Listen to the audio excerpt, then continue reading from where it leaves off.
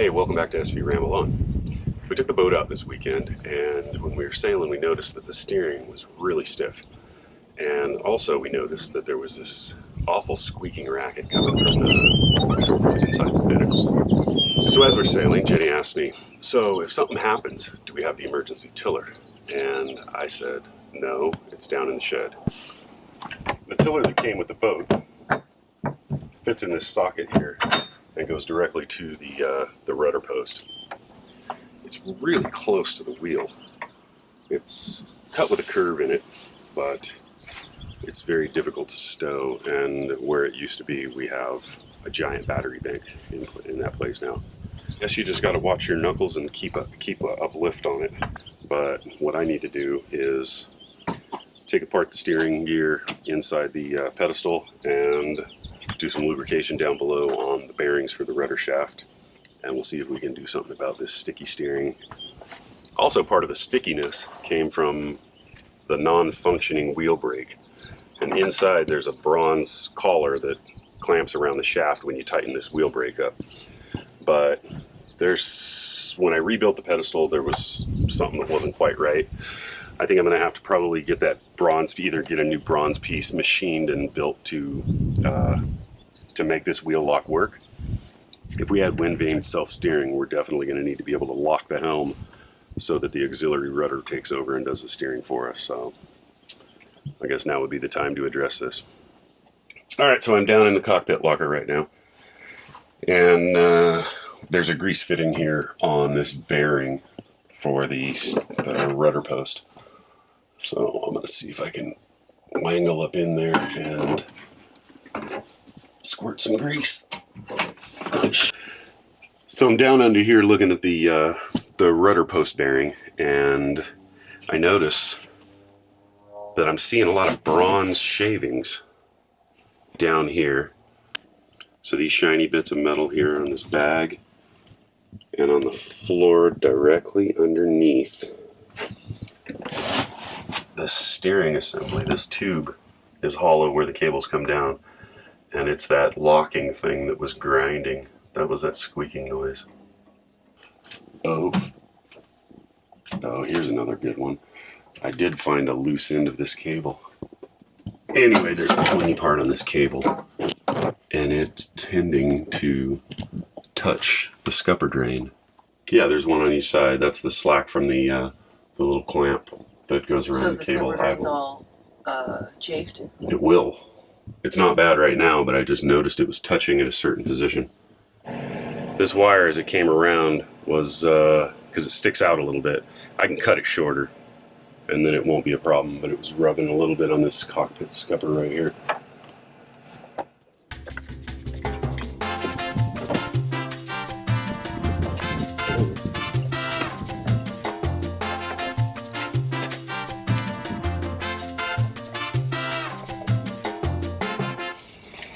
Alright, so this is inside our steering gear here, and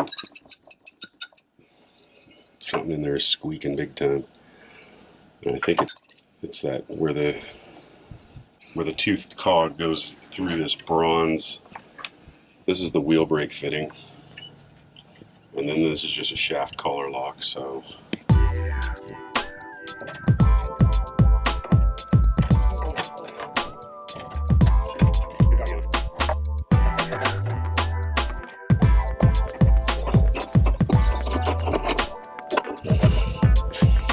So here's the shaft. This is the tapered shaft the wheel goes on. There's a bronze collar that locks it inside. Is that what was rubbing? No. Okay. This thing was fine. These two holes, these bolts go in here and lock this collar to hold it in place. What was squeaking and grinding was this thing. This thing's held onto the steering shaft by those two tapered pins, which when you turn it, that operates the chain and cable which goes to the steering quadrant. This is supposed to be the wheel brake.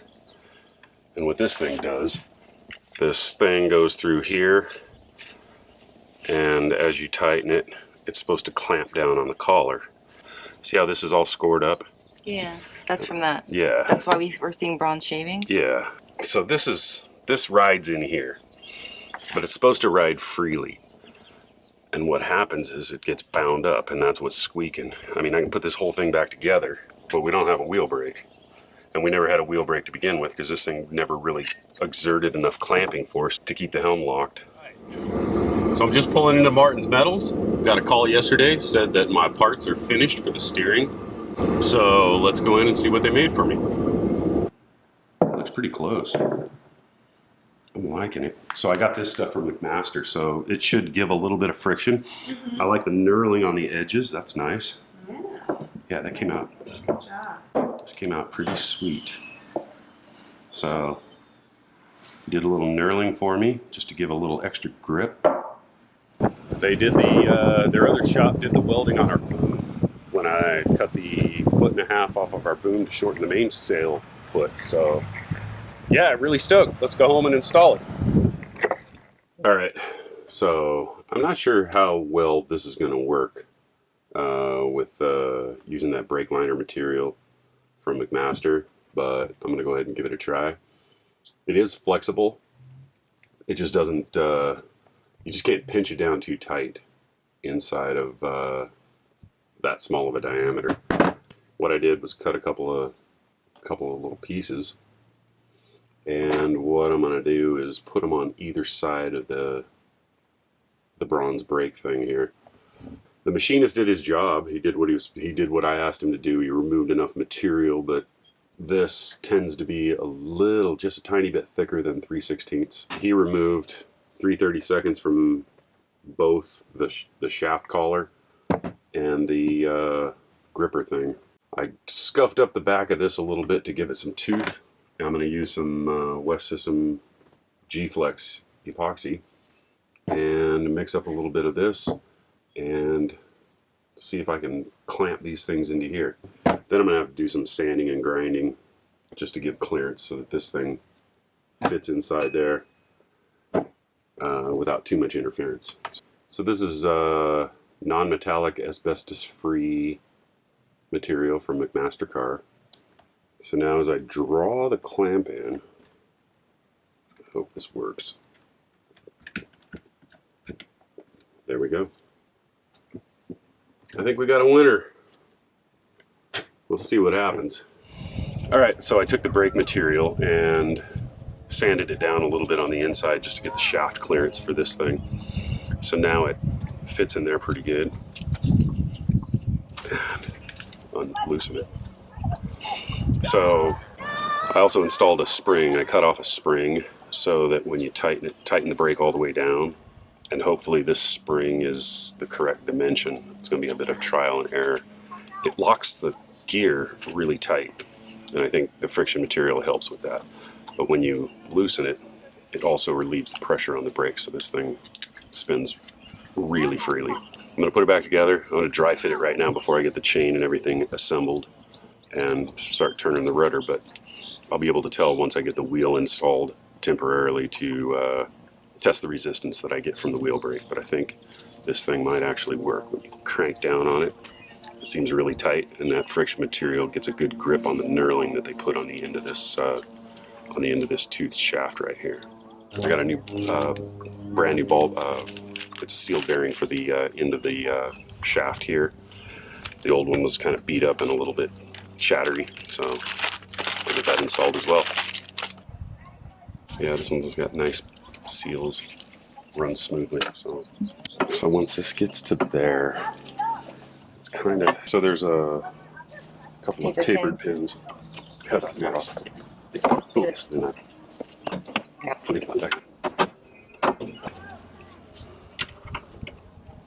Here also. So now I'm just testing it out with the wheel. Actually, it spins pretty good. But with the brake on. I will see. All in all, it spins pretty smooth. When I put the wheel brake on, it's about like that. So that's pretty freaking locked. Can you turn it at all? Barely. Okay. All right. So the chain and cable is all hooked up. I went ahead and lubed the sheaves for the steering cables down below. They're all hooked up back up to the quadrant. Everything's lubricated nice. Throttle and shift lever are back installed, compass is back on, and now when you tighten the wheel lock, you got a pretty solid helm. And when you release it, that spring unclamps the jaw, or the helm turns freely. Cool, so thanks for watching. If you like it, give it a thumbs up. If you haven't already, go ahead and subscribe. And click that bell so you'll get a notification when we post a new video. You can also find us on Facebook and Instagram at svRambleOn, and also our website, svrambleon.com. Thanks for watching.